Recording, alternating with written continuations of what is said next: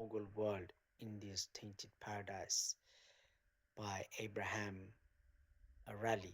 I think that's how his name's pronounced. Anyway, as the title suggests, India's Tainted Paradise just tells you all about it, like how negative a report that he provided for this glorious time. Not for everyone, obviously, it's mainly glorious for the emperor, his close knit family, and those who had high posts within the empire. What this guy really does is gives you this really poor or a horrific vision of that time, like as if it was all really, really bad and it was just pure destitute. It's like the worst kind of society you could live in. Like if it was any worse than any parts of the world, the whole world during that time was more or less the same. And to be fair, Europe was far worse. But what happens is when you're reading this stuff, you're gonna read with what's how the world is right now in your world, the world that you're living in. So if you're living in the West and if you're gonna read a book like this, you're likely to be fairly educated. Your life isn't that bad. You're not that poor. You're not that destitute. Far from it, if anything. You're not at the bottom of the bottom. You could be from working class background. So life isn't really that difficult. So when you're reading it, you're gonna feel very, very horrified because subconsciously you're gonna compare all the things that you're reading about to your life right now and your surrounding, your reality now, which is a huge difference. But what's really important is when you read material like this, you got to compare that society to other societies of the world. And to be fair, to be honest, it wasn't actually that bad. I mean, he is quite truthful. It's not like he's really making anything up as such, but it's just the way it's portrayed, like as if this was the worst society. Somehow the European, because you're most likely to be from the Western world, you're most likely to be somewhere from Europe, even United Kingdom, if you're reading this book because it's in English, and so you're gonna really compare it to your time now in the United Kingdom or in America or something like that, and you're gonna think, wow, it's so bad. It was so bad back then in that place, but Europe was far worse than the peasants living in Mughal India. Be sure of that. He goes into a lot of detail, which is gives you a very good sociological account, like what life must have been like for the peasant, for the ordinary people. And what I found quite striking is, like, according to him, the only owner of anything were the peasants, the land, not the real landowners, but the ones that cultivate the land. They own something because even the so-called talukdar, the chaudhry, and so forth, they could be switched overnight by the, say, like the subdar's order, under the order of the governor, under the order of the high minister or something like that.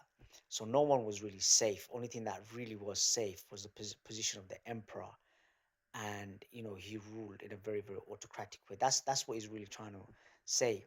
But he goes into a lot of detail about the whole sati thing, which I found more striking, when Hindus would bury their widows alive and stuff like that. And one of the things you find like always hear, especially from documentaries, is that, oh, the British came and when they began to rule India, they put a stop to sati. But actually, the Mughals did the same, and the Delhi Sultanates did as well. They didn't put a stop to it, but they didn't allow any forced sati to take place. It was all voluntary, and they did try to put a stop to it. They encouraged it because in Islam, it's like your religion is for you, my religion is for me. That's how it worked. So obviously the British, their religion, their rules were based somewhat in the New Testament and the Old Testament as it suited them and when it didn't suit them. So they came along, they're like, yeah, they put a ban to sati outright, but people continued anyway. But it was kind of crazy. It goes into a lot of detail about these sati, how they took place, and like they would dig these like really deep ditches and throw them in the fire with the corpse of their husband, which is kind of crazy. And a lot of the times these husbands, like some of them that were well off, had more than one wife, so all the wives would be thrown in at the same time, and sometimes even the wives, like her servants, would jump in as well. And there was one incident where he goes into a lot of detail, kind of almost left me traumatized. Like this woman, I just find it really, really hard to believe this, that a woman was thrown into a pit of fire and it was just her, but in general they would dance about it. But this one particular one was so happy that she was like, you know, roasting away in this blaze, that she was dancing, and she hit her 3 times, and she showed like 2 or 3 fingers, like, because these Hindus, they believe in the seven reincarnation, and after the seventh reincarnation they're like illuminated, and that's it, there's no more reincarnation for them. And she's like, yeah, she's gone through four or something like that, and there's three more she needs to go for. That's what her dance resembled whilst in the fire.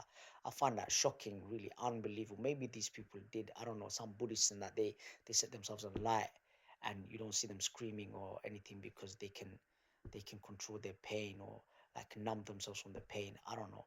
So madness anyway. But that's the kind of stuff like they did. And there's a lot of stuff about Akbar, who was kind of like really tried to put a stop to this, and others as well. He goes into a lot about the peasantry and what was life like the peasants, and if there was such thing as a middle class. But all in all, is there's a lot of depth in it, like really paints a picture of what the life like the peasants are about. But like I said, it's one of those things that you gotta read about life in other parts of the world around that time, and then read something like this, or else you're just gonna get a very, very, like, a wrong impression, and you're gonna just compare that society to your society right now, which is not a right comparison. But I mean, do I really recommend it? Yeah, if you have a serious obsession with this kind of stuff like myself, yes, then I recommend it. But there are much better books to read regarding that time and era and location.